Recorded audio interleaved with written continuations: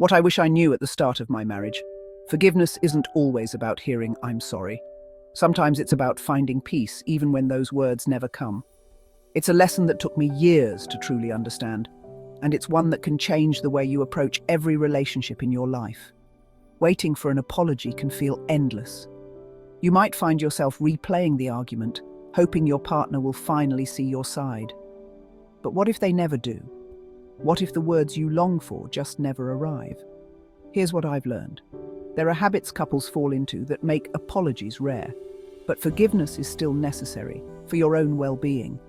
Sometimes, the person you love most just can't say "I'm sorry." And that's a reality many of us face. Let's be real. Sometimes your spouse just won't say "I'm sorry." Maybe they don't see the issue, or maybe they just can't say it. It can be frustrating, and it can leave you feeling stuck. Maybe they're not even aware of the hurt they've caused, or maybe apologizing feels too vulnerable. Sometimes it's about pride or fear, or simply not knowing how to make things right. But holding on to anger, that only hurts you. Let's look at some habits that show a reluctance to apologize, and why forgiveness is still for you.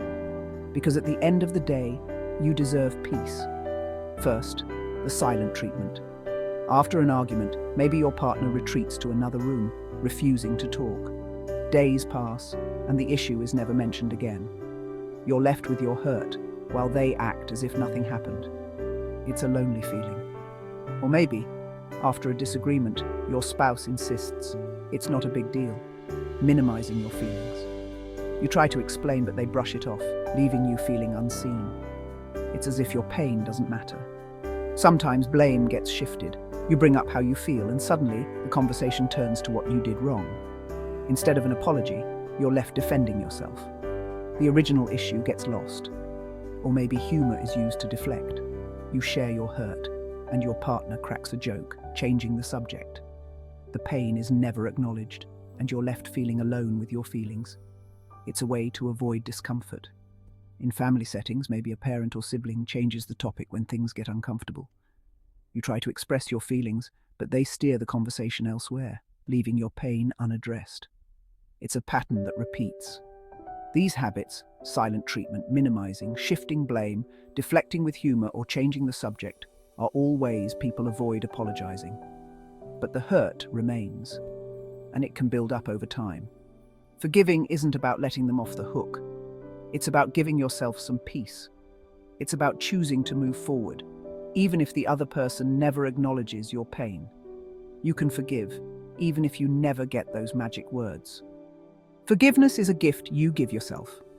Here's how you can start. First, name what's hurting you. Seriously, just say it to yourself. I feel hurt because my partner ignored me after our argument. Acknowledge your pain. Don't minimize it. Second, remind yourself that forgiveness is for you, not just for them. It's like dropping a heavy backpack you've been lugging around. You don't have to carry it forever. Imagine the relief of letting go, not for their sake, but for your own freedom. You deserve to feel light again. And hey, it's totally okay to set boundaries. Forgiveness doesn't mean pretending everything's perfect. It means protecting your own heart. It means you're choosing not to let their mistake control your happiness. You're taking back your power. Let's look at a few real-life scenarios. These are moments you might recognize from your own life. After a disagreement about chores, your spouse gives you the cold shoulder. No apology, just silence. You feel invisible, but you choose to forgive, not to excuse their behavior, but to free yourself from resentment. You decide to move forward. Or maybe, during a family gathering, a relative makes a hurtful comment. When you bring it up, they laugh it off or say, "You're too sensitive." The apology never comes, but you decide to let go for your own peace. You refuse to let their words define you. Sometimes your partner insists. It's not a big deal when you try to talk about your feelings. You're left feeling dismissed, but you choose to forgive so you can move forward. You choose your own healing. Journaling can help. Write down what happened, how you feel, and why you want to forgive. This is your space to process and heal. Sometimes, seeing your feelings on paper makes them easier to understand. Practice self-compassion. Remind yourself that your feelings are valid, even if others don't acknowledge them. Be gentle with yourself. Setting boundaries might mean saying, I need some time to process, or I can't keep having this conversation if my feelings aren't respected. It's okay to protect your emotional space. Sometimes forgiveness is a quiet decision you make for yourself, even if nothing changes on the outside. It's an act of courage. Remember, forgiving doesn't mean forgetting or excusing. It means choosing peace over bitterness. It's a choice you make again and again. You can forgive, even if you never get those magic words. You can choose to let go for your own sake. Give yourself the gift of forgiveness. Your heart and your relationships will thank you for it. You'll find more space for love, for joy, and for growth.